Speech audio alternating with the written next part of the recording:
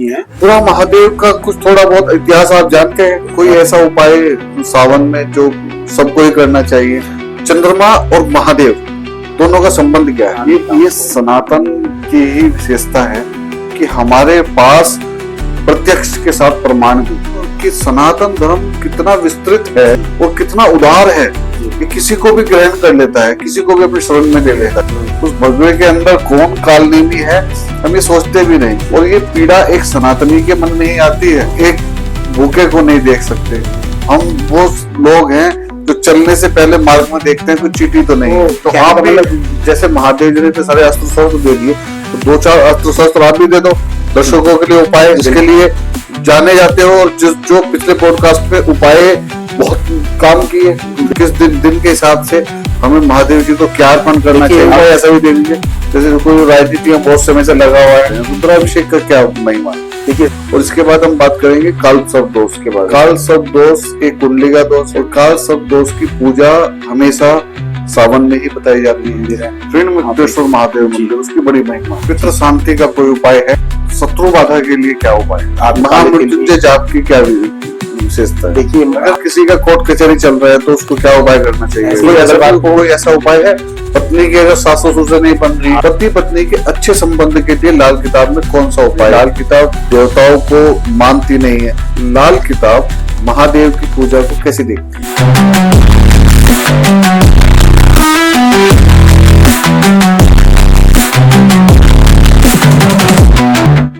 हर हर महादेव।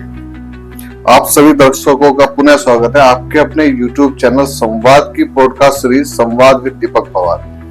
और आज के संवाद में हमारे साथ हैं घनश्याम साहनी जी, जो एक है लाल किताब एस्ट्रोलॉजर और लाल किताब विशेषज्ञ होने के नाते और लाल किताब के उपाय और लाल किताब की पूजा पद्धति को बड़े गहन तरीके से जानते हैं। कुछ दिवस पूर्व हमने उनके साथ एक पॉडकास्ट किया था जो आपके द्वारा बहुत सराहाया गया और बहुत ज्यादा उसको पसंद किया गया।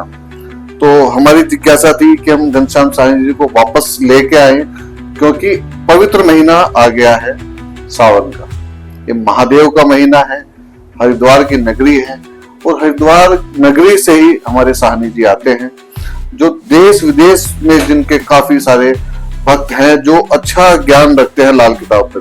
तो हमारी जिज्ञासा ये थी कि जो वैदिक शास्त्र है, जो वैदिक पद्धति है, उसमें पूजा पद्धति भिन्न है, तो लाल किताब की पूजा पद्धति सावन को लेकर क्या भिन्न है, या उसमें भी उसी तरह की पूजा पद्धति है? तो इसलिए हमने आग्रह किया साहनी जी से कि वो एक बार फिर हमारे लिए समय निकालें और हमारे दर्शकों को सावन के महीने का महत्व और कांवड़ यात्रा का कैसे प्रारंभ हुआ, पहली कांवड़ यात्रा किसने उठाई, कैसे जलाभिषेक करें, कैसे रुद्राभिषेक करें, काल सर्प दोष क्या है जिसकी पूजा सिर्फ और सिर्फ सावन में ही की जाती है, क्या अन्य दिनों में पूजा करने से नहीं दूर होगा? तो इस तरह की खूब सारी जिज्ञासाएं थी। तो उसके लिए घनश्याम साहनी जी आपका बहुत बहुत आभार और धन्यवाद, और संवाद के इस प्लेटफॉर्म पे आपका पुनः स्वागत है। दीपक जी, हर हर महादेव, और सभी व्यूअर्स को हर हर महादेव। सबसे पहले जो है मैं अपने माता पिता और गुरुजनों को प्रणाम करके ये पॉडकास्ट की शुरुआत करूंगा। और उसके बाद में सबसे पहले धन्यवाद दीपक जी आपका और संवाद टीम का दूंगा, क्योंकि जिन्होंने आपके माध्यम से जो है व्यूअर्स जो है इस रेमेडीज का, लाल किताब की रेमेडीज का हमारे सनातन बहुत फायदा हुआ है। और जैसे कि बहुत कमेंट सारे व्यूअर्स बढ़ रहे हैं, तो सभी व्यूअर्स के लिए निश्चित रूप से आपके द्वारा बताए गए पिछले पॉडकास्ट के जो उपाय हैं वो लोगों ने इस्तेमाल किए हैं। बहुत सुंदर और सहज तरीके से आपने वो सब जानकारियां दी और उसका बहुत लाभ हुआ। और निश्चित रूप से उस पॉडकास्ट की सफलता को देखते हुए हमने आपसे आग्रह किया।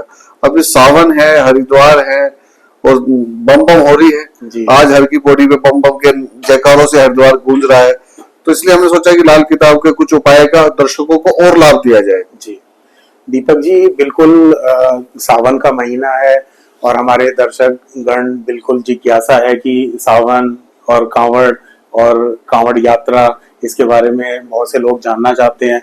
और सबसे पहले मैं सभी व्यूअर्स को ये बोलूंगा कि कमेंट्स में हर हर महादेव जरूर लिखिए। आज आपको ऐसी जानकारी देंगे कि जो आपको उसमें आपके जीवन में लाभ हो। और सबसे पहले देखिए क्या है कि सावन का महीना जो शुरू हुआ है तो भगवान शिव को सबसे ज्यादा प्रिय है ना। तो अभी इससे पहले 2-4 दिन पहले देवशयनी एकादशी देवशयनी एकादशी हाँ होती है। देवशयनी एकादशी होती है। वहाँ पे क्या भगवान श्री विष्णु जी वहाँ पे विश्राम लोग करने चले जाते हैं। निद्रा के लिए चले जाते हैं। तो 4 महीने पृथ्वी का जो संचालन। देख रेख है, संचालन है, वो भगवान महादेव पे आ जाता है। जी जी। तो यहाँ से ये शुरू होता है। और सबसे पहले जो कांवड़ यात्रा शुरू करी थी वो भगवान परशुराम जी ने स्टार्ट करी थी। अच्छा। कांवड़ लेके, जल लेके, और जो है शिवलिंग पे जल चढ़ाना, उन्होंने यात्रा करके और शिवलिंग पे जल चढ़ाया था। एक ऐसी मान्यता भी है। एक और मान्यता है कि जब देवता और असुरों में जब समुद्र मंथन हुआ था तो उसमें क्या है कि बहुत सारी जो है अच्छी चीजें निकली थी, लेकिन आपको पता होगा उसमें हलाहल निकला था। तो कहा जाता है कि सावन में ही जो है वो हलाहल जो है जब वो हलाहल निकला हाँ तो देवता और दैत्य दोनों पीछे हट गए, क्योंकि किसी में भी सामर्थ्य नहीं थी उस हलाहल को जो स्वीकार कर सके। तब महादेव प्रकट हुए और उन्होंने वो हलाहल ग्रहण करा। क्योंकि मैं भी रूप हरिद्वार से आता हूँ, बिल्कुल जी, तो उन्होंने अपने कंठ में उसको रोक लिया जी। तो ये भी सावन के साथ जुड़ी हुई कथा है जी। फिर जब हलाहल जब महादेव जी ने जब ग्रहण किया तो उसके बाद उसमें इतना विष था कि जो है उसका जो है मतलब एक तरह से गर्मी कह सकते हैं। तो शरीर जो है उनका बिल्कुल धीरे धीरे नीला हो रहा था। तो उसके लिए जो है भगवान इंद्र ने सबसे पहले जो है बरसात वर्षा करी थी। आपने देखा है कि सावन में वर्षा भी होती है। और उसके बाद सभी देवी देवताओं ने जो है महादेव जी पे जल अर्पित किया, जिससे कि है जो वो हलाहल का जो दुष्प्रभाव था वो थोड़ा सा धीरे धीरे शांत होने लगा।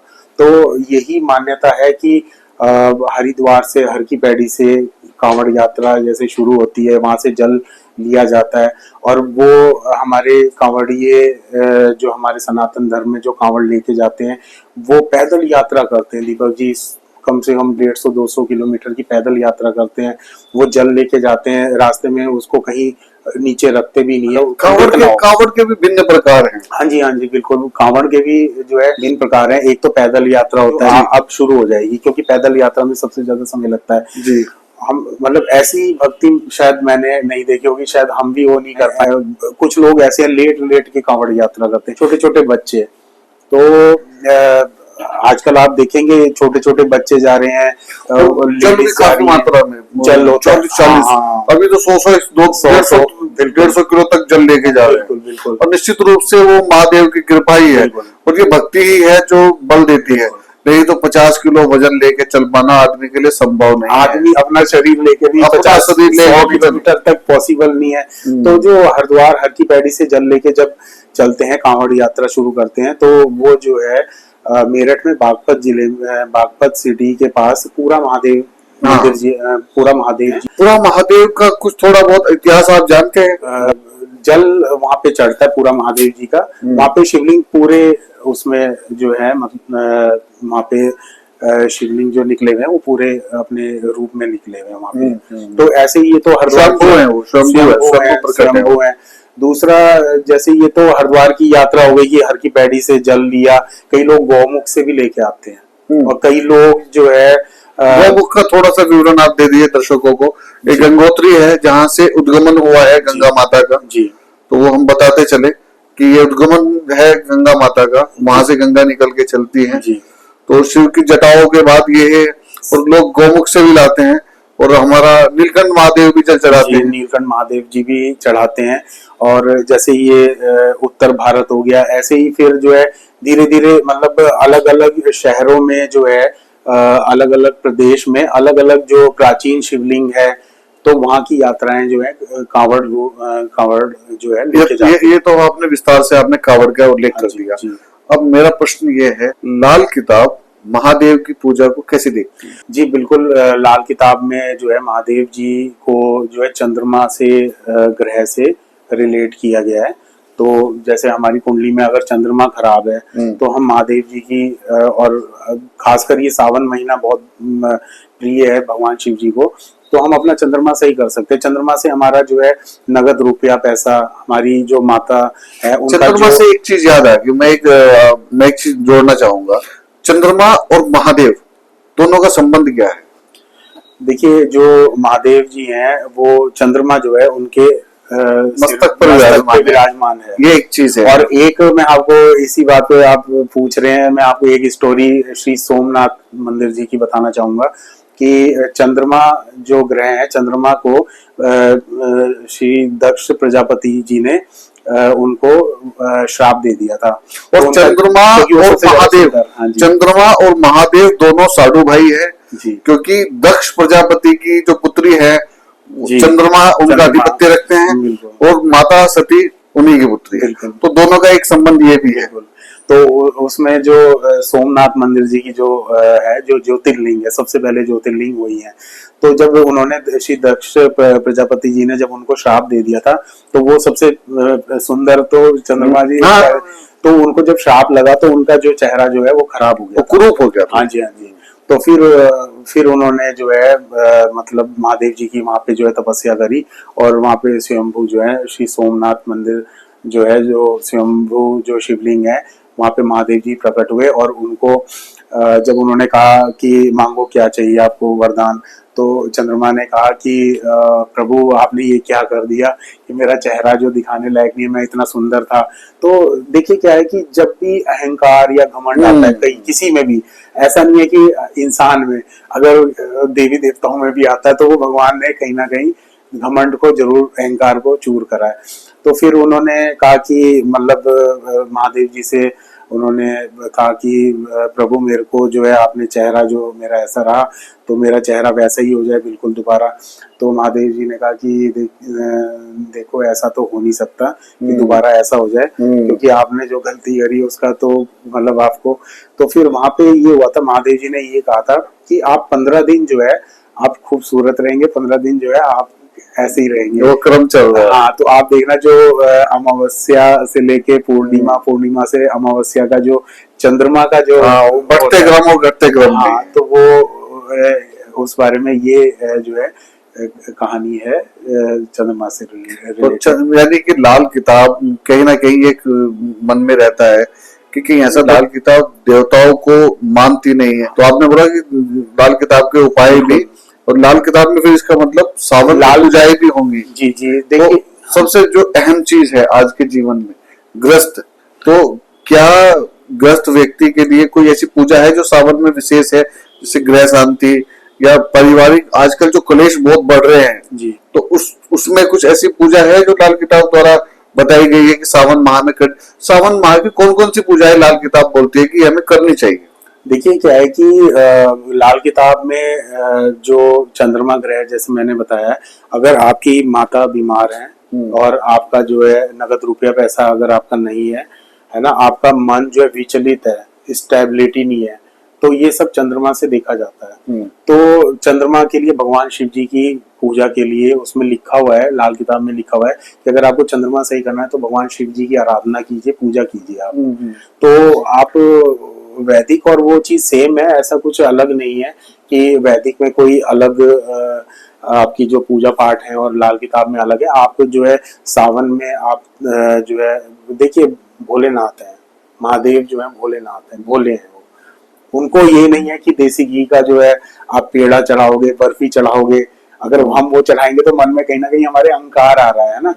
भगवान भोलेनाथ तो ऐसे हैं कि अगर आप जल भी लेके जाओगे घर से और कहोगे बस यही सबसे भोले देवता है, सबसे जल्दी और सबसे ज्यादा कांड तो उनके जल्दी प्रसन्न होने की वजह से बहुत हुए हैं। आप रावण को देखिए कि मतलब उन्होंने लंका दे दी, सोने की लंका, आप बताओ कि सोने की लंका दे दी, भगवान शंकर जी ने दे दी।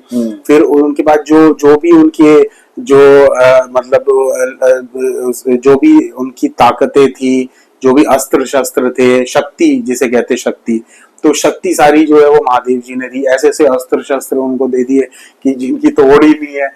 तो आप भी जैसे महादेव जी ने तो सारे अस्त्र शस्त्र दे दिए, तो 2-4 अस्त्र शस्त्र आप भी दे दो दर्शकों के लिए उपाय, जिसके लिए जाने जाते हो और जो पिछले पॉडकास्ट में उपाय बहुत काम किए, तो मैं एक एक बोलता जाऊंगा, आप उसके उपाय मुझे बताते जाइए कि सावन में पति पत्नी के अच्छे संबंध के लिए लाल किताब में कौन सा उपाय है जो सावन में करना चाहिए। देखिए दीपक जी, मैं आपको एक बात और बताना चाहूंगा कि देखिए पुराने समय में अगर हम थोड़ा सा पीछे चले जाएं, जैसे जब हमारी माता जी होती थी, हमारी दादी नानी जी होती थी, तो वो लोग क्या होते थे, आज भी अगर जो आप पुरानी लेडीज देखेंगे तो वो डेली जो है वो मंदिर जाती थी और वहां पे शिवलिंग पे जल चढ़ाती थी, दुग्धाभिषेक करती थी, है ना। और जो जैसे सोमवार है तो चावल उन्होंने चढ़ाए, मंगलवार है तो इस तरह से बतासे चढ़ा दी, है ना। ये सब क्या है कि हमारी नेगेटिव एनर्जी, देखिए आपने भगवान भोलेनाथ जी को देखा हुआ, गले में सर्प है, ठीक है, उन्होंने हलाहल किया हुआ है, नीलकंठ, मतलब एक से एक जो जिसको मेरे ख्याल से विश्व में कोई नहीं संभाल सकता, वो चीजें जो है भगवान महादेव संभाल। तो आपकी जो एनर्जी है, आपके जो जीवन में जो भी नेगेटिव एनर्जी है, वो सब दूर तो महादेव जी के पास जाने से, मात्र जाने से हो जाती है। आप सोमवार को जा रहे हैं, देखिए पति पत्नी में रिश्ते में अगर रिफ्लेक्शन है तो पति को जो है इत्र की शीशी लेनी चाहिए। इत्र की शीशी लेकर वो महादेव जी के या तो जलाधारी के पास रख देनी चाहिए, या फिर इत्र की शीशी खोलकर और जो है महादेव जी को अर्पित कर देना चाहिए। खासकर ये सावन के महीने में आप ये उपाय स्टार्ट कीजिए, क्योंकि अभी सावन का पूरा महीना अभी। सारे उपाय बताइए आप, किस दिन के हिसाब से हमें महादेव जी को क्या अर्पण करना चाहिए। पति की पत्नी से नहीं बन रही है तो वो इत्र की शीशी पति जो है वो महादेव जी पे चढ़ाए, और पत्नी की पति से नहीं बन रही है तो वो जो है बृहस्पतिवार को 200 ग्राम जो है चने की दाल और मंगलवार को 200 ग्राम लाल मसूर की दाल जो जरूर चढ़ाए। और कोई ऐसा उपाय है पत्नी की अगर सास ससुर से नहीं बन रही, बिल्कुल ऐसा देखिए, हाँ बिल्कुल। देखिए क्या है कि दीपक जी, जितने भी हमारे जो रिश्तेदार हैं, हमारी सास हैं, हमारे ससुर हैं, हमारे भाई बहन है ना, हमारे चाचा हैं, हमारे ताऊ हैं, ये सारे ग्रह हैं। लाल किताब में सब ये ग्रह से रिलेट किया हुआ, बताया हुआ है उसमें कि अगर आपका चंद्रमा खाना नंबर 10 में है तो उसे चाची बोला गया है। अच्छा, हाँ, आप अगर चाची की सेवा करेंगे तो आपको जो है बेनिफिट मिलेगा। तो इस तरह से क्या है, जैसे मंगल खाना नंबर 11 में है तो दामाद को रिप्रेजेंट किया हुआ है, तो आप दामाद की सेवा कर सकते हैं। इस तरह से मौसी दिया हुआ है कि अगर माता के अलावा मौसी अगर आपकी है तो मौसी की आप सेवा कीजिए। अब धीरे धीरे आजकल के समय में क्या है, ये सब रिश्तेदारी बिल्कुल खत्म हो रही है, क्योंकि आजकल हर किसी के जो बच्चे हैं वो 1 या 2 हैं। मान लीजिए अगर किसी का लड़का है तो बड़ा जब वो होगा, जब उसके बच्चे होंगे तो उसकी बुआ नहीं होगी, है ना। तो इस तरह से ये रिश्तेदारी कम हो रही है। तो इस तरह से सास और बहू में भी अगर रिश्ता अगर रिफ्लेक्शन कर रहा है तो सास के लिए बहू जो है वो शुक्र है। अच्छा, तो सास को भी शुक्रवार को जो है वो देखिए 3 ग्रह है, एक तो आपका चंद्रमा, एक आपका मंगल, सबसे ज्यादा ये आपका रोल करता है। वो कैसे करता है, क्योंकि देखिए मंगल जब नेगेटिव होता है तो वो उसे गुस्सा आ जाता है, छोटी सी बात पे भी जो है एग्रेसिव हो जाता है ना। तो देखिए जहाँ पे भी गर्मी होगी, जहाँ पे भी आग होगी, उसको कौन शांत करेगा, चंद्रमा, मतलब पानी है ना, पानी चावल। तो आप सोमवार को जो है 1 मुट्ठी चावल अर्पित कीजिए, शिवलिंग पे जल चढ़ाइए, आप कच्चा दूध चढ़ाइए, है ना, ये चढ़ा सकते हैं। आप मंगलवार को जो है शहद चढ़ा सकते हैं। लाल मसूर की दाल 200 ग्राम आप जो है शिवलिंग में जलाधारी के पास आप रख सकते हैं। तो चंद्रमा आपने सही कर लिया, 200 ग्राम आप चावल सोमवार को चढ़ा सकते हैं, आप वहीं पे रख के आ जाइए, आप चंद्रमा सही हो जाएगा। दूध का पैकेट भी आप शिवलिंग के पास रख सकते हैं। चंद्रमा से रिलेटेड जो भी है वो आपको जो है सोमवार को वो उपाय करना है, मंगलवार को आप मंगल से रिलेटेड कीजिए। तो जब हमारा जब हम सोमवार यानी कि जब हम चंद्रमा के उपाय करेंगे तो हमारे जो शरीर में हमारे उसमें जो है पेशेंस आएगा, हमारे धैर्य आएगा, है ना। जैसे आपने देखा होगा कि कई लोगों को अगर कुछ भी कहते तो बड़े प्यार से वो शांति रहते हैं, गुस्सा नहीं आता उनको, उनका चंद्रमा बैलेंस है, उनका चंद्रमा जो है अच्छा है। कैसा भी झगड़ा हो जाए वो उसको जो है सॉर्ट आउट कर लेते हैं। और जो जब हमने पहले सोमवार को चंद्रमा कंट्रोल कर लिया, मंगलवार को हमने मंगल कंट्रोल कर लिया, तो सब ये 2 ग्रह भी अगर कंट्रोल हो गए तो आपका जो है फायदा। और दूसरा क्या है कि फिर तीसरा आप आ जाओ शुक्रवार को, सास जो है वो इत्र का जो इत्र है वो या तो भगवान शंकर शिवलिंग पे या तो चढ़ा दें या फिर वहां पे रख के आ जाएं, ठीक है। और जो बहू है, बहू के लिए सास जो है वो चंद्रमा है, तो बहू जो है वो चंद्रमा के उपाय करे। जैसे सोमवार को आप देखिए दूध जल और ये तो आप किसी दिन भी चढ़ा सकते हैं ना, ठीक है। हो सकता है कि बहुत सारे ऐसे व्यूअर्स हैं जो जॉब करते हैं, डेली नहीं जा पाते, तो आप हफ्ते में एक दिन कर लीजिए। अगर आप सोमवार को भी नहीं कर सकते हैं, आप संडे को कर अगर लीजिए। किसी की नौकरी में समस्या आ रही है, देखिए नौकरी में समस्या जो आ रही है उसके लिए हमें सूर्य का उपाय करना है। तो उसमें भगवान शिवलिंग जो है, शिवलिंग पे 200 ग्राम जो गुड़ है वो अर्पित करते रहे 43 दिन तक। तो अगर बहुत ज्यादा आपके कोई दिक्कत है तो आप 43 दिन तक ये सावन के महीने में आप कीजिए, जल्दी से जल्दी आपको इसका लाभ मिलेगा। क्योंकि देखिए इस समय जो है हमारे पूरे ब्रह्मांड में ऐसा नहीं है कि सावन कोई भी जो हमारे त्योहार होते हैं दीपक जी, हिंदू धर्म में जो भी त्योहार होते हैं वो ग्रह और नक्षत्रों पे चलते हैं। ऐसा नहीं कि सावन आज है हम 4 महीने बाद सावन कर सकते हैं या 4 महीने पहले कर सकते हैं।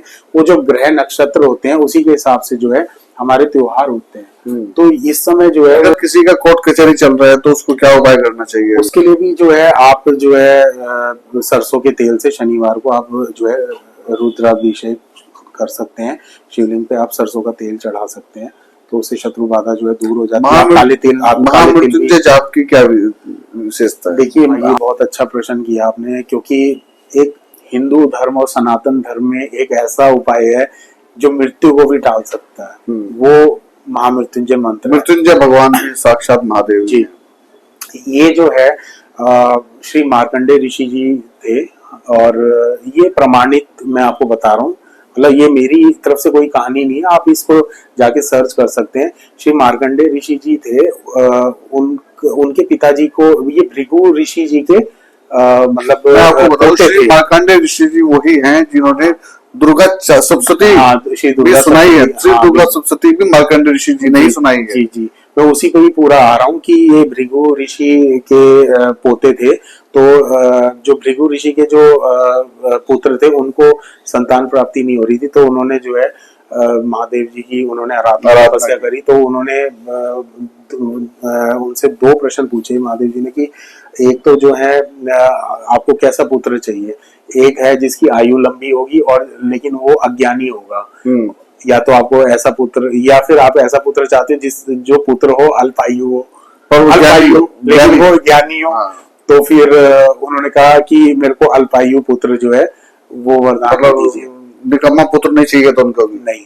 फिर क्या हुआ कि उनकी जो उम्र थी वो 11 साल लिखी हुई थी श्री मार्कंडेय ऋषि जी की। अब 11 साल में वो माता पिता को भी पता था, फिर धीरे धीरे उनको भी पता चला। तो ऐसे करते करते करते जब उनका समय नजदीक आ रहा था तो यमराज, हाँ, तब जो है मतलब वो शिवलिंग की आराधना करने लगे। शिवलिंग के प्रति उनका बहुत ज्यादा मोह बढ़ गया था।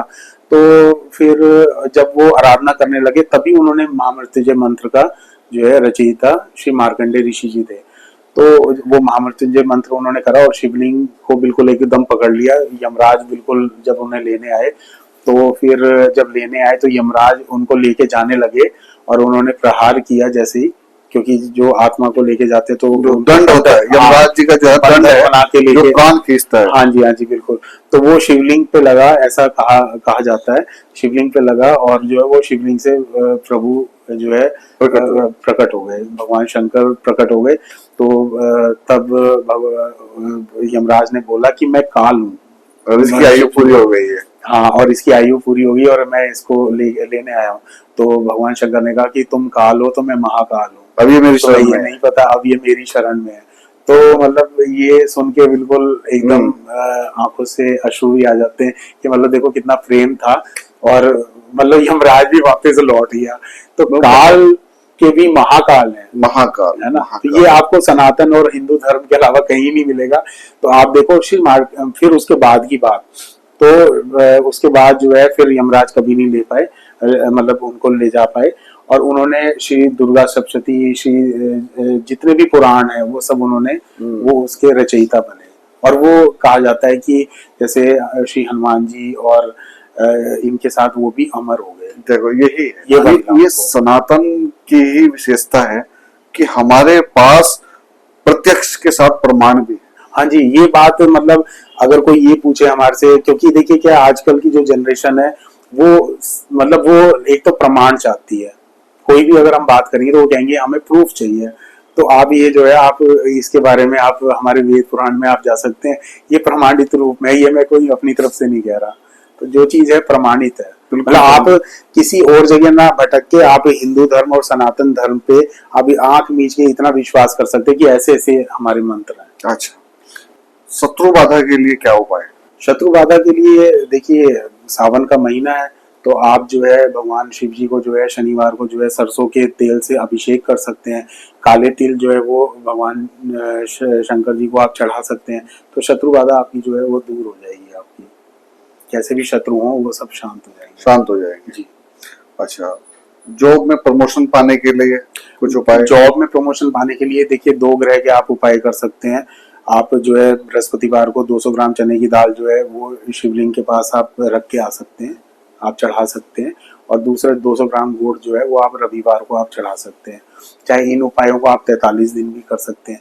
देखिए 43 दिन जो है वो जो लंबे उपाय हैं उनसे बहुत फायदा होता है। उसका कारण ये है कि जो 28 नक्षत्र हैं, 12 राशि हैं, तो 28 और प्लस 12 जो है 40 बैठता है। तो उससे 3 दिन ऊपर लिया जाता है। 43 डेज का हर उपाय किया जाता है।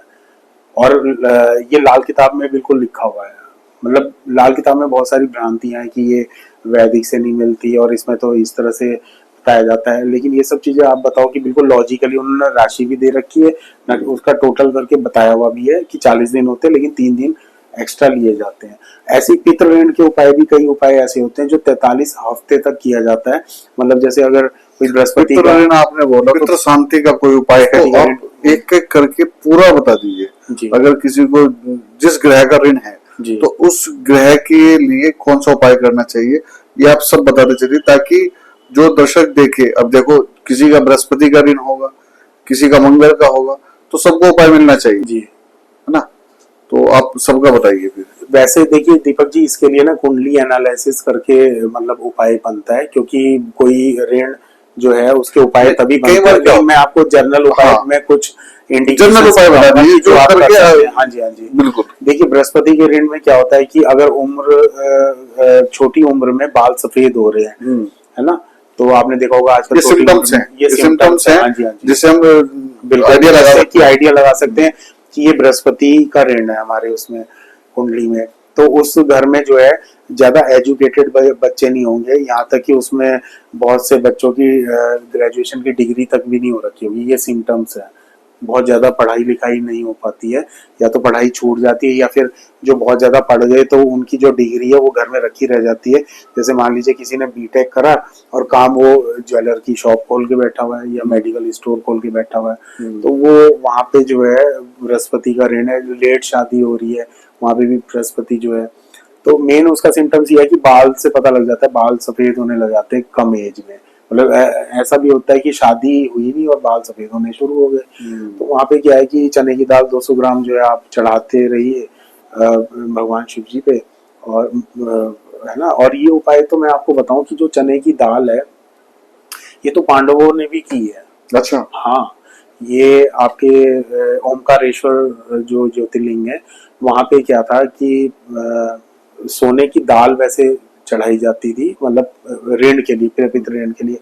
लेकिन अब कलयुग में वो पॉसिबल नहीं है कि सोने की दाल कैसे लाई जाए, तो उसकी जगह ये है कि चने की दाल, ये बिल्कुल मतलब प्रमाणित है कि आप चने की दाल वहां पे आप जाएंगे भी तो जो जिनके ऊपर कर्ज है, ऋण जो है किसी भी तरह का है, मतलब लोन या ऋण है, वहां पे जाके जो है आप ओमकारेश्वर मंदिर में भी चढ़ता है।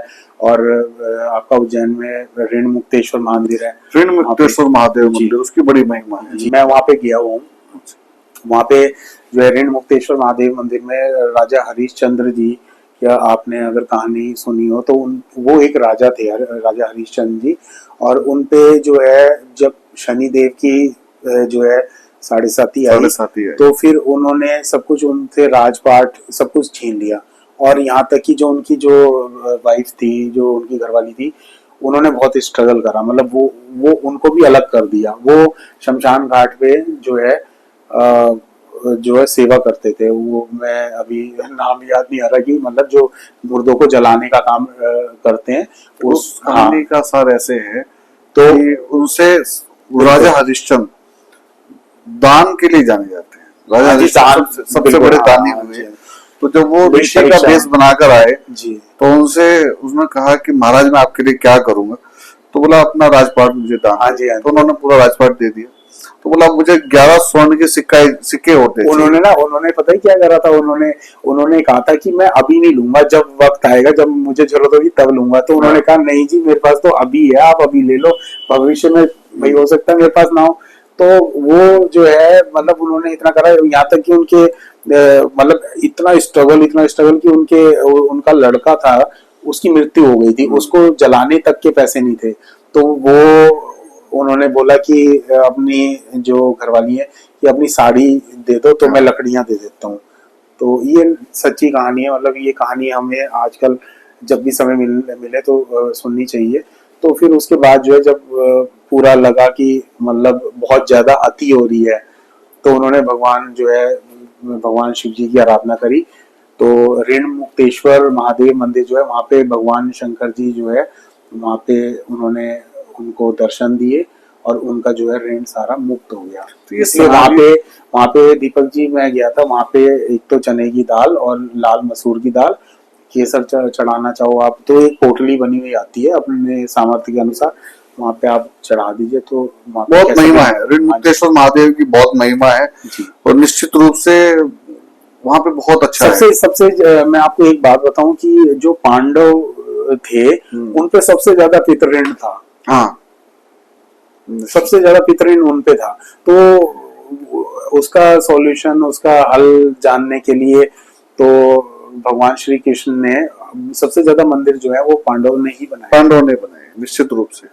आप नलखेड़ा में माता बगलामुखी मंदिर ले लीजिए, शमशान घाट में बना हुआ है। मैं वहाँ पे भी गया था, जब मैं उज्जैन गया था श्री महाकालेश्वर, तो मैं ये पूरी यात्रा करके आया था। तो मतलब कोई भी ऋण है तो आप वो ऋण मुक्तेश्वर, जैसे हम वहाँ पे नहीं जा सकते, शनिवार का विधान है वहाँ पे, मेन जो है शनिवार का विधान है, शनिवार को चढ़ता है। और अगर आप वहाँ नहीं जा सकते तो आप देखिए प्रभु तो यहाँ पे भी हैं, अगर आप अपना जो है मन से उनकी यहाँ पे भी आराधना करेंगे उस नाम से लेके, तो आपका जो है काम यहाँ पे भी बनेगा। ऋण मुक्तेश्वर से मुझे याद आता है हमारे कनकल क्षेत्र में भी हरिद्वार में दरिद्र भंजन महादेव का मंदिर है जी। और इसकी भी कहीं ना कहीं मान्यता उसी अनुसार है। बिल्कुल दीपक जी, दरिद्र भंजन महादेव मंदिर पे तो ये मान्यता है कि अगर हमारी कोई इच्छा है, तो अगर हमने कोई 43 डेज 43 दिन का मतलब हमने माना कि हम वहां जाएंगे जल चढ़ाएंगे, पहली बात तो वो थोड़ा सा रुकावट आती है, वो पूरा हो नहीं पाता। लेकिन जिसका हो जाए तो उसकी कोई भी ऐसी मनोकामना नहीं है जो पूर्ण नहीं होती। महादेव जो है वो पूर्ण कर देते हैं। और बहुत से लोग मतलब दिन ब दिन जो है वहाँ पे आप देखिए कि मान्यता बढ़ती जा रही है, लोगों की भीड़ वहाँ पे मान्यता नहीं बढ़ती जा रही है। वो अभी क्या है, सोशल मीडिया है, प्रचार प्रसार हो रहा है जी, है ना। तो मंदिर हमारे पहले से स्थायी है, पुरातन समय से मंदिर है। बिल्कुल। तो वो बस ये है कि अब माध्यम है, अब चीजें फैल रही है जी, तो वो पूरा सब प्रमाणित है वो। बिल्कुल। और वो उसमें ऐसा दरिद्र भंजन जो मंदिर है वो एक तरह से शमशान के दायरे में है, निकट में और भगवान शिव जी का जो स्थान है वो शमशान में, वहीं पे जो है निकट में दुखभंजन महादेव मंदिर भी है। देखो ना, सनातन की कितनी प्यारी चीज है कि जब त्रिदेव आते हैं जी, तो वो अपना तीनों आपस में कैसे बांट लेते हैं, एक सर्जन करेगा, एक पालन करेगा, एक संभाल लेगा। बिल्कुल। तो महादेव कहीं ना कहीं संहार के देवता हैं। बिल्कुल। ऐसे ही श्री दक्षेश्वर महादेव मंदिर हरिद्वार में, तो ये तो बिल्कुल पुराण में लिखा हुआ है कि भगवान शंकर जी ने वचन दिया हुआ है श्री दक्ष महाराज जी को कि हर सावन में, जो सावन के 30 दिन होते हैं, वो 30 के 30 दिन वहां पे कनकल में श्री दक्षेश्वर महादेव में विराजमान रहेंगे। ये पूरा वचन दिया हुआ है और वो हर साल जो है वो वचन उनका पूरा होता है। बिल्कुल निश्चित रूप से। और वहां पे जो भी अपनी इच्छा लेके जाए तो ऐसा नहीं है। और सबसे बड़ी बात है, राजनीतिक लोग बहुत वहां पे जाते हैं, और कोई जो है जो महाकाल की शरण में चले जाए। हमारे माननीय श्री प्रधानमंत्री जी हैं, श्री मोदी जी, आप देख लीजिए कि केदारनाथ जी गए थे, महाकालेश्वर मंदिर गए थे, वहां पे जाके उन्होंने जो है योग किया। तो मतलब जो दुश्मन है या उनके जो मानो तो शंकर नहीं तो कंकर, बिल्कुल है ना जी। मानो तो गंगा माँ नहीं तो बहता पानी जी। तो मानने का ही है, आप जिस रूप में मानते हो, जिस विश्वास के साथ कोई भी भक्ति है जी, चाहे सनातन की भक्ति है जी, भक्ति आपका दृढ़ विश्वास मांगती है जी। और हम अगर विश्वास के साथ कण कण शंकर है ना, तो इसीलिए तो आप विश्वास के साथ जिस पत्थर को पूजने लगो वो आपकी मनोकामना पूरी कर देगा। बिल्कुल। देखिए महादेव जी जो है वो ये नहीं कहते, वो ये देखते हैं कि भाव क्या है ना। मैंने जैसे पहले भी कहा कि भोलेनाथ है, भोलेनाथ, तो वो बस श्रद्धा देखते हैं। मन में अगर मन में आप लेके अहंकार बिल्कुल और छत्र चढ़ाओगे तो वो कबूल नहीं होगा, वो कबूल नहीं होगा, क्योंकि अकबर के मन में अहंकार था। हाँ। और वो अहंकार आज भी उस मंदिर में पड़ा हुआ है, प्रमाणित है। सबसे बड़ी बात है कि छत्र रखा हुआ है। मैंने जानबूझ के स्वीकार शब्द इस्तेमाल नहीं किया क्योंकि अहंकार अकबर के अंदर था, वो चाहता था कि वो कबूल हो। और वो माँ आदिशक्ति जगदम्बा भवानी है, देखने भर से वो आज तक साइंटिस्ट ये नहीं जान पाए कि वो धातु कौन से बन गया।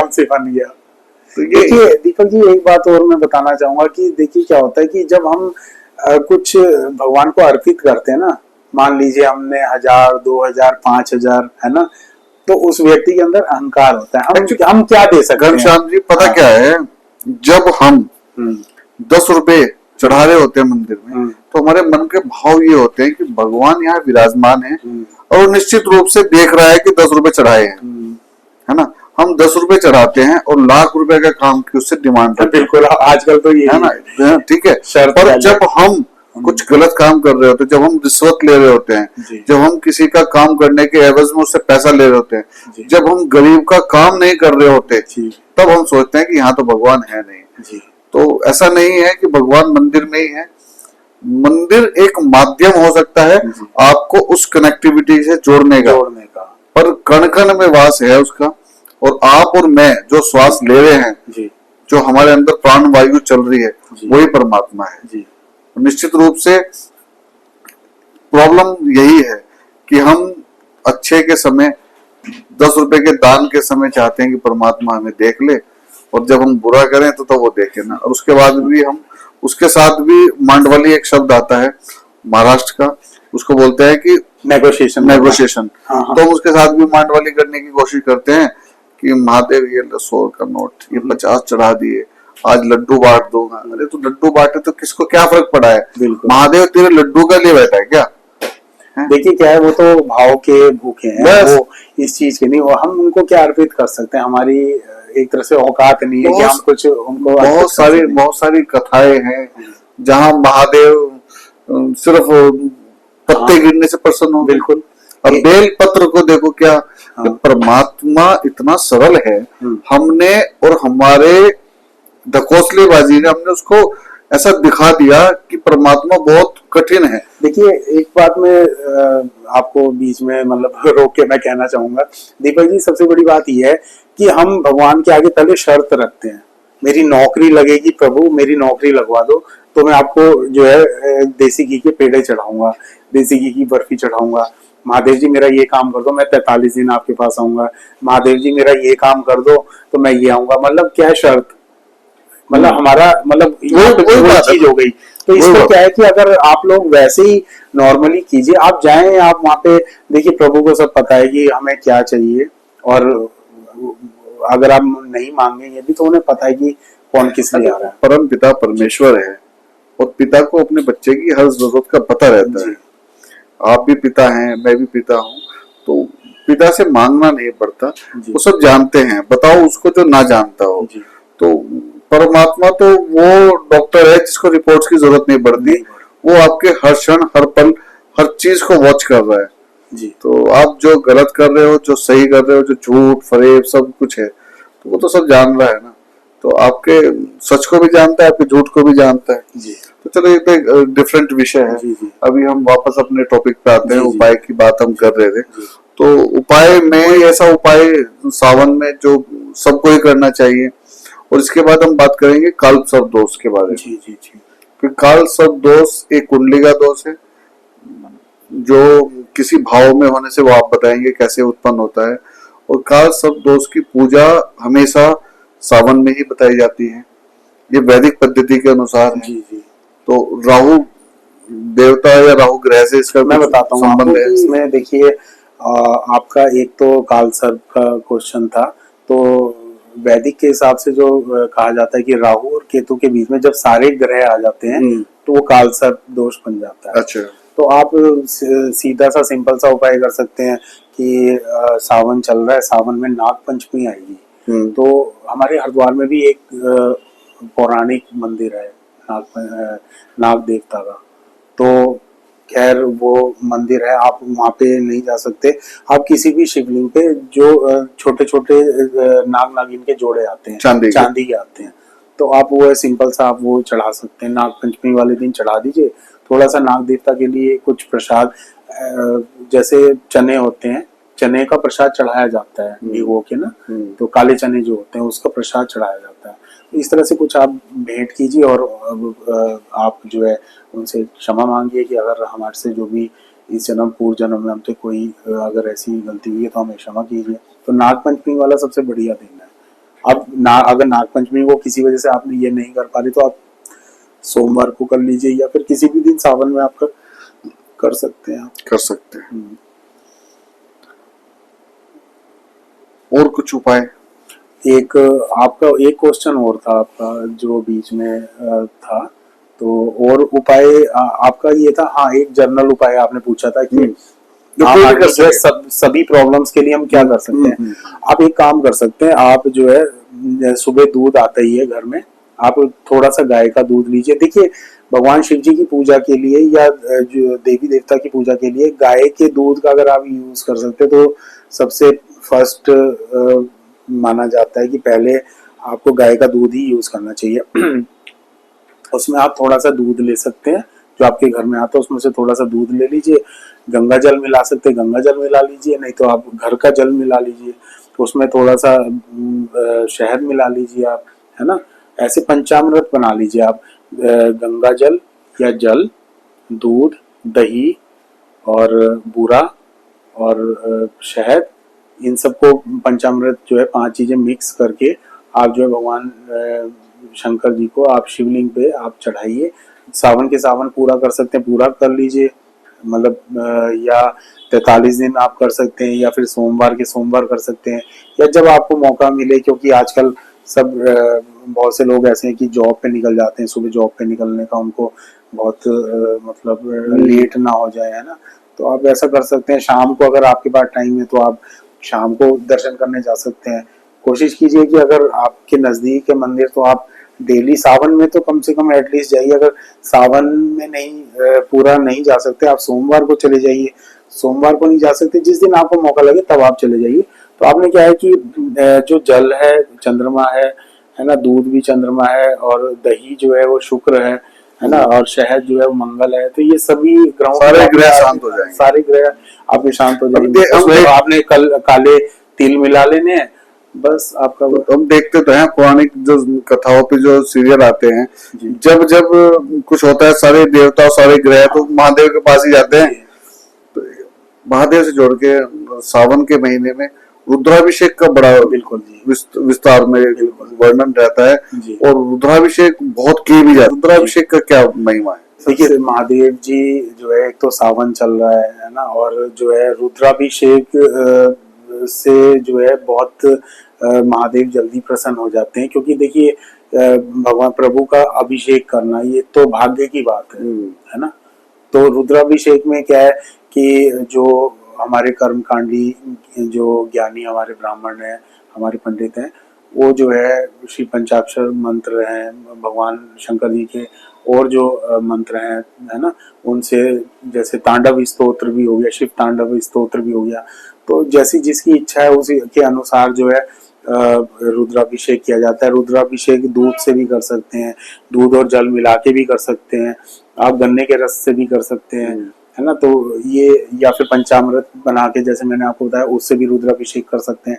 तो उसमें फिर जो हमारे ब्राह्मण देवता हैं वो जो है मंत्रोच्चार करते हैं और प्रभु की जो आराधना है वो करते हैं, और उधर से आप जल चढ़ाते रहिए। तो बहुत मान्यता है। आप सावन में जरूर कोशिश कीजिए। 30 दिन है, 30 दिन में जब मौका लगे आपको, किसी योग्य ब्राह्मण, आप पंडित या मंदिर में जाके आप जो है रुद्राभिषेक के लिए बात कर सकते हैं। और जो हमारे व्यूअर्स बाहर बैठे हैं, इंडिया से जो बाहर हैं, तो वो भी कोशिश कीजिए। ये जो सावन का महीना चल रहा है, इसमें एक बार जरूर दर्शन करने, अगर रुद्राभिषेक आप करवा सकते हैं, रुद्राभिषेक जहाँ पे भी बैठेंगे वहां कर सकते हैं। इसके साथ साथ दीपक जी, मैं आपको कुछ ऐसे उपाय बताऊंगा जो अनसुने लेकिन बहुत जो है चमत्कारिक है। बढ़िया, बताइए। जैसे आप एक काम कर सकते हैं कि सावन में किसी भी शिव मंदिर या शिवलिंग जो मंदिर है, उसकी सफाई का आप जो है वो कर सकते हैं, संकल्प ले सकते हैं। आप अगर डेली कर सकते हैं डेली कर लीजिए, डेली नहीं कर सकते हफ्ते में या सावन में 2-3 बार, चाहे एक ही बार कर लीजिए, चाहे, है ना। आप एक काम और कर सकते हैं, दूध का पैकेट लेके, और दूध में जो है आप जो है जो सीढ़ियां होती है मंदिर की सीढ़ियां, उसको दूध से धो दीजिए आप। आपकी देखना, ये जो उपाय है ये ऐसे उपाय है जिसको जो कामना है, किसी को संतान प्राप्ति की कामना है, किसी को नौकरी की कामना है, किसी को विदेश यात्रा की कामना है, किसी का PR जो है वो नहीं हो रहा, इस तरह की बहुत सारी चीजें हैं। नई प्रॉब्लम्स बहुत हैं, किसी के फॉलोअर्स नहीं बढ़ रहे हैं, फॉलोअर्स बढ़ जाएंगे। बिल्कुल, देखिए क्या है कि आप किसी भी शरण में जाएंगे, जो भी इच्छा है, मनोकामना है हमारी, हम प्रभु के पास जा रहे हैं, हमारी मनोकामना पूर्ण हो, तो हम ये जो छोटे छोटे उपाय कर सकते हैं। एक उपाय ऐसा भी दे दीजिए, जैसे कोई राजनीति में बहुत समय से लगा हुआ है, उसको टिकट ही नहीं मिल रहा है, बिल्कुल, तो उसका उपाय कर सकते हैं। उसमें रुद्राभिषेक करवा सकते हैं, और जो है भगवान, उसमें भी हम सफाई का हम संकल्प ले सकते हैं। हम किसी दिन एक दिन जाके हम कि आज जो है हम यहाँ पे सफाई करेंगे, तो आप देखिए कि सफाई हो, वो फोटो वाली सफाई ना हो, जो नेता लोग झाड़ू लेके करते हैं ना, वो वाली सफाई। राजनीतिक लोगों के लिए बहुत, देखिए ये बहुत अच्छा समय है। और देखिए सबसे बड़ा उदाहरण तो हमारे प्रधानमंत्री जी हैं, श्री मोदी जी, उनसे बड़ा उदाहरण तो कोई है नहीं। उन्होंने सभी पूरे मोदी जी से बड़े प्रभावित रहते हैं आप। देखिए निश्चित रूप से देश के लिए बहुत अच्छा कार्य हो। देखिए एक तो सनातन धर्म जो है ना, हम जो है जैसे जैसे वो एक्टिविटी करते हैं तो फॉलोअर्स बढ़ रहे हैं। जैसे उन्होंने जो है सफाई के लिए अभियान चलाया, या देखिए अगर वो केदारनाथ जी में जाके बैठ रहे हैं, तो मतलब एक तो इंडिया तो सुन ही रहा है, लेकिन पूरा वर्ल्ड उनको देख रहा है ना। तो ये सब चीजें जो है वो अच्छी शिक्षा है, तो अच्छी शिक्षा में कोई बुराई नहीं है। बिल्कुल, और ये हम लोगों के लिए सौभाग्य का विषय है कि राजा, प्रधानमंत्री एक राजा की पदवी पे आते हैं, और जब वो सनातन धर्म का निर्वाह करते हैं तो वैसे ही उसको प्रजा भी फॉलो करती है। तो अपने धर्म का प्रचार करने में वो धर्म रक्षित, वो जो एक मैं पूरा नहीं ले पा रहा हूँ, मतलब अपने धर्म के प्रति जो है हम पूरा उसका प्रचार कर सकते हैं। हमें किसी भी हेजिटेशन नहीं है, कोई झिझक नहीं है ना। जैसे अभी हमने बात में जब हमारी बात चल रही थी, जैसे हमने श्री मार्कंडेय ऋषि जी का हमने नाम लिया, तो ये प्रमाणित तौर पे है। मतलब अगर कोई, क्योंकि आजकल पूछने, मैंने कहा ना कि प्रूफ लेने वाले और एक सनातन धर्म ही ऐसा है जो अपना नाम डट के बताता है जी, छुपाने की जरूरत नहीं है। मैं एक चीज अभी आपको बातों बातों में निकल आई, अभी उत्तराखंड सरकार ने एक नया ऑपरेशन चालू किया, ऑपरेशन कालनेमी जी। तो ऑपरेशन कालनेमी क्या है, इसका नाम लिया गया रामायण के समय से, जब हनुमान जी महाराज संजीवनी बूटी लेने जा रहे थे, तो रावण ने अपने राक्षस कालनेमी को रास्ते में भेजा व्यवधान के लिए। तो 2 दिन उस ऑपरेशन, 3 दिन ऑपरेशन में 38 कालनेमी पकड़ में आ गए, जो साधु का बेस बना के घूम रहे हैं, जो अन्य समुदाय से हैं। तो मतलब ये देखो कि सनातन धर्म कितना विस्तृत है और कितना उदार है कि किसी को भी ग्रहण कर लेता है, किसी को भी अपनी शरण में ले लेता है। और हम लोग सनातनी, हमारी भावना देखो उस भगवे के प्रति है, उस भगवे के अंदर कौन कालनेमी है हम ये सोचते भी नहीं, और ये पीड़ा एक सनातनी के मन में ही आती है। हम एक भूखे को नहीं देख सकते, हम वो लोग हैं जो चलने से पहले मार्ग में देखते हैं कोई चींटी तो नहीं है, अगर एक चींटी की लाइन पे जो रही है तो हम 2 कदम पीछे हट जाते हैं, बिल्कुल। है ना।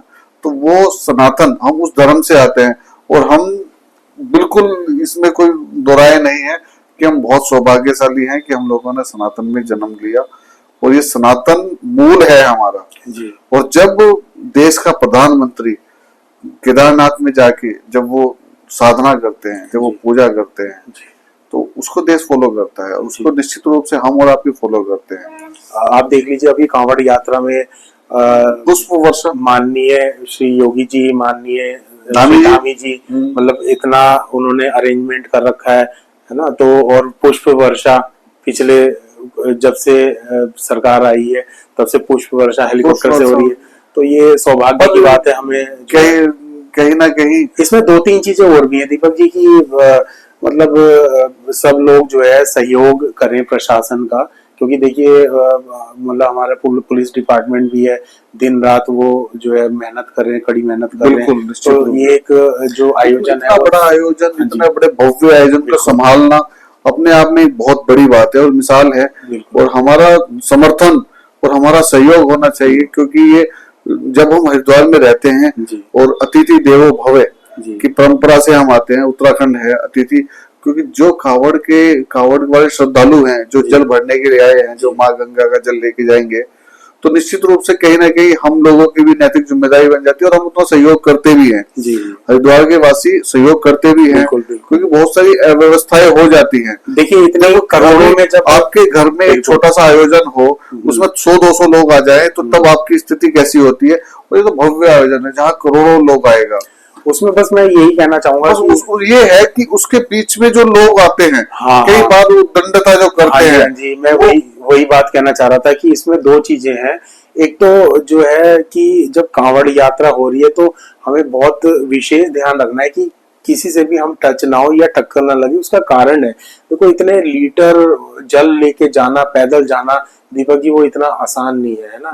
और जो श्रद्धा से मान लीजिए हरिद्वार से चला और मान लो वो रुड़की पहुंचा, तो वो वहां से मेहनत करी, वहां पे जाके जल खंडित हो गया या कुछ भी हो गया, निश्चित रूप से हमें भी उसका ध्यान रखना चाहिए। हमें भी रखना चाहिए। और मतलब अगर किसी वजह से देखिए कोई जानबूझ के तो करता नहीं, कई बार देखिए इतनी भीड़ है ना, रोड है, तो उसपे हल्का सा अगर टच लग गया तो हमें थोड़ा सा पेशेंस रखना चाहिए। पेशेंस दोनों को चाहिए, जिससे लगा है निश्चित रूप से जान के नहीं मारा। और हमें भी ध्यान रखना चाहिए कि उसका जल है, उसकी भक्ति, उसकी श्रद्धा है, वो वहां से लेके चला है, वो खंडित ना हो। तो ये जो कांवड़ लेके जा रहे हैं उनसे भी विनम्र जो हमारा निवेदन है कि अगर गलती हो गई है तो देखिए मतलब गलती को आप क्षमा कर सकते हैं ना। उसका मतलब एक गलत वो ना जाए प्रचार की, मतलब एक, क्योंकि इसमें क्या होता है प्रशासन को भी असुविधा हो, लोगों को क्या होता है, गैर धर्म जो अलग समुदाय है उसको मौका मिल जाता है। हाँ जी बिल्कुल, उसको मौका मिल जाता है क्वेश्चन मार्क लगाने का। उसको आज की डेट में बहुत सारे सोशल मीडिया पे ऐसे अकाउंट्स हैं जो अलग अलग नामों से बनाए जाते हैं और आपस में वो ऐसा माहौल क्रिएट कर देते हैं। ये छोटी सी गलती ये ढूंढते रहते हैं सोशल मीडिया पे कि कहाँ सनातन धर्म की कमजोरी या मतलब वीकनेस पता लगे और गलती पता लगे और हम उसका प्रचार करें। तो हमें इस चीज से हमें अपने धर्म के प्रति अडिग रहना है बाकी, क्योंकि हम सनातनी हैं, सनातन धर्म में हमने जन्म लिया है और धर्म की रक्षा हम करेंगे, धर्म निश्चित रूप से हमारी रक्षा करेगा। बिल्कुल। तो आज का पॉडकास्ट जो हमने सावन बेस्ड रखा था, महादेव के बारे में हमने बहुत सारी बात की और आपने भी तमाम उपाय हमें बताए जो निश्चित रूप से दर्शकों के लिए बहुत फायदेमंद होंगे। उनके द्वारा बाकी तो पता लग जाएगा। अब मैं दर्शकों को कहना चाहूंगा कि आप लोग जब वीडियो देखते हैं तो वीडियो देख के ऐसे ना निकल जाएं, कम से कम एक हर हर महादेव उसमें जरूर लिखें, ताकि हर हर महादेव की एक हाजिरी आपकी भी लगे और आपको भी वो पुण्य लाभ मिले। हम और घनश्याम साहनी जी तो हरिद्वार की नगरी में है ही, निश्चित रूप से हर हर महादेव की जय घोष हमें तो दिन रात सुनने को मिलेगी। तो आपको ये चाहिए कि आप हर हर महादेव उसमें लिखें। और एक चीज मैं बोलना चाहूंगा कि हमारा ये प्रयास है कि हम सनातन परंपरा से जुड़ी हुई चीजें इस चैनल के माध्यम से आप तक लेके आए। तो आपका भी थोड़ा सा ये बनता है कि अगर आपको कोई पॉडकास्ट पसंद आया है तो आप चैनल को सब्सक्राइब और वीडियो को लाइक, शेयर और कमेंट अवश्य करें। ताकि उसी से हमारा मनोबल बढ़ता है, उसी से हम डिसाइड कर पाते हैं कि हमें आगे। और उसके अलावा कमेंट में अगर आप चाहते हैं कि किस विषय पे पॉडकास्ट बने, वो भी आप उसमें लिख सकते हैं। तो अक्सर मैं जैसे बोलता हूँ हमेशा कि हमारे आसपास बहुत कुछ अच्छा हो रहा है और हम प्रयास करते हैं उसे आप तक लाने का, ताकि संवाद जारी रह सके। इसी क्रम में आज हमारे साथ थे लाल किताब एक्सपर्ट घनश्याम साहनी जी, और हमने खूब बातें की महादेव और सावन के पावन महीने की। तो मिलते हैं अगले पॉडकास्ट में एक नए मेहमान के साथ। तब तक के लिए नमस्ते भारत, हर हर महादेव। हर हर महादेव।